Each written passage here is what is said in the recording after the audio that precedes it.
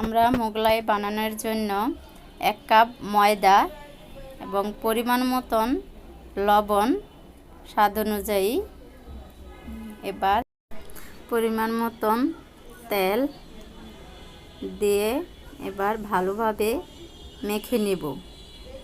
মেখে নিয়ে মুঠ করে দেখব আটাটা ঠিক আছে নাকি। এবার হালকাভাবে অল্প অল্প করে পানি নিতে হবে।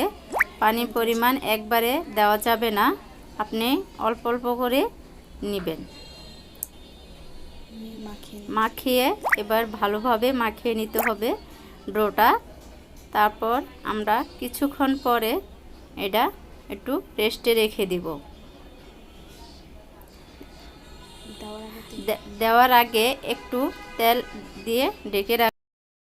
পেঁয়াজ, ধনিয়া পাতা, কাঁচামরিচ, পরিমাণ মতন লবণ, তারপর একটু চটকে নেব। তারপর ডিমটা ফাটিয়ে নিব।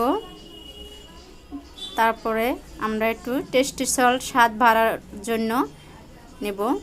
তারপর আমরা চলে গেলাম পরোটা বানানোর জন্য।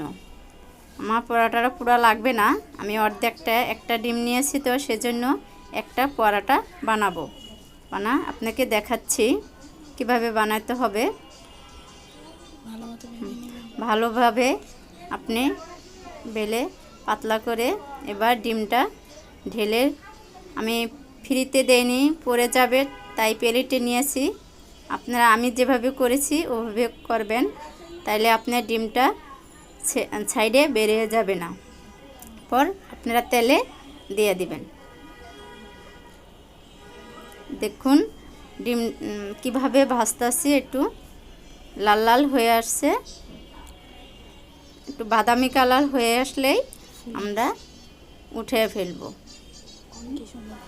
হ্যাঁ, দেখুন কিভাবে ফুলে উঠছে।